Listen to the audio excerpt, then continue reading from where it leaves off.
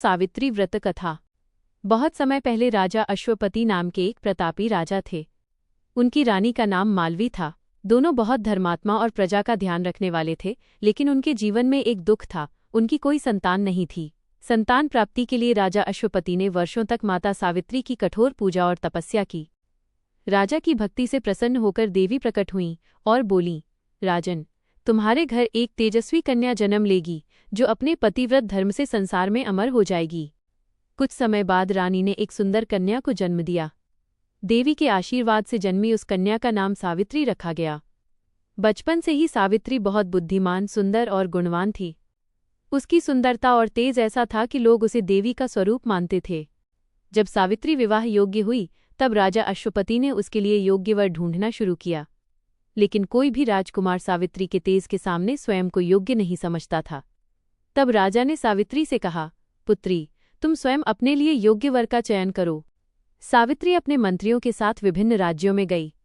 एक दिन वो घने वन में पहुंची, जहां उसकी मुलाकात सत्यवान नाम के युवक से हुई।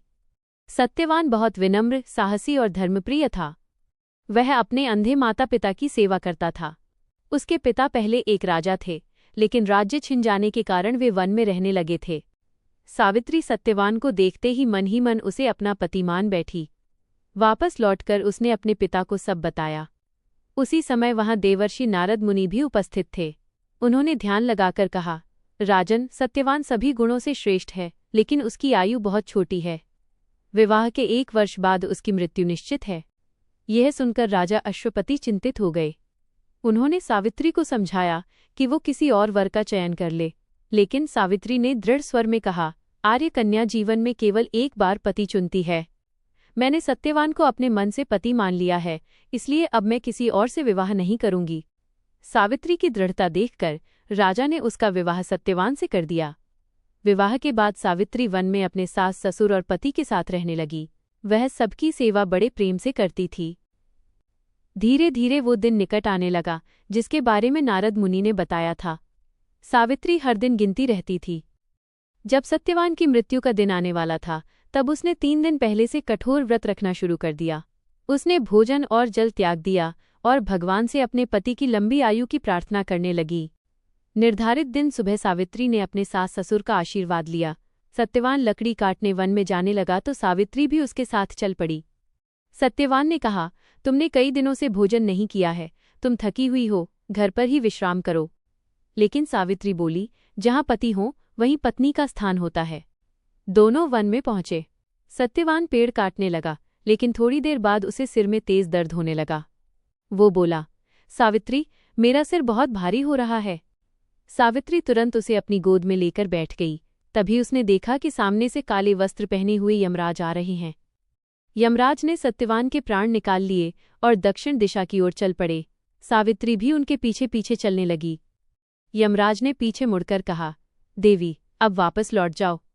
ये संसार का नियम है, जो जन्म लेता है उसकी मृत्यु निश्चित है। सावित्री ने विनम्रता से कहा, धर्मराज, पत्नी का धर्म है कि वो अपने पति के साथ रहे। मैं अपने पति के बिना वापस नहीं जाऊंगी। सावित्री की धर्मभक्ति और मधुर वाणी से यमराज प्रसन्न हुए। उन्होंने कहा, मैं तुम्हारे पति के प्राण नहीं दे सकता, लेकिन तुम कोई और वरदान मांग सकती हो। सावित्री बोली, मेरे ससुर की आंखों की रोशनी लौट आए और उन्हें उनका राज्य वापस मिल जाए। यमराज ने तथास्तु कहा और आगे बढ़ गए, लेकिन सावित्री फिर भी उनके पीछे चलती रही। यमराज ने दोबारा समझाया, लेकिन सावित्री ने धर्म और सत्य की बातें करते हुए उनका अनुसरण जारी रखा। यमराज उसकी बुद्धिमानी से अत्यंत प्रभावित हुए और बोले, एक और वरदान मांगो। सावित्री ने कहा, मेरे पिता राजा अश्वपति को 100 पुत्रों का सुख प्राप्त हो। यमराज ने फिर तथास्तु कहा। इसके बाद भी सावित्री पीछे चलती रही। अब यमराज उसकी अटल निष्ठा देखकर चकित थे। उन्होंने तीसरा वरदान देने को कहा। सावित्री बोली, मुझे भी सत्यवान से 100 पुत्रों का सुख प्राप्त हो। यमराज ने अनजाने में तथास्तु कह दिया। फिर अचानक उन्हें एहसास हुआ कि बिना सत्यवान के जीवित हुए ये वरदान पूरा नहीं हो सकता।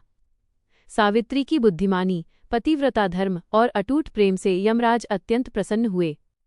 उन्होंने सत्यवान के प्राण लौटा दिए और कहा, सावित्री, आज से तुम्हारा नाम संसार में आदर्श पतिव्रता नारी के रूप में अमर रहेगा। इसके बाद सत्यवान जीवित हो उठा। दोनों खुशी खुशी अपने आश्रम लौट आए। उसी रात सत्यवान के पिता की आंखों की रोशनी लौट आई और कुछ समय बाद उन्हें अपना खोया हुआ राज्य भी वापस मिल गया।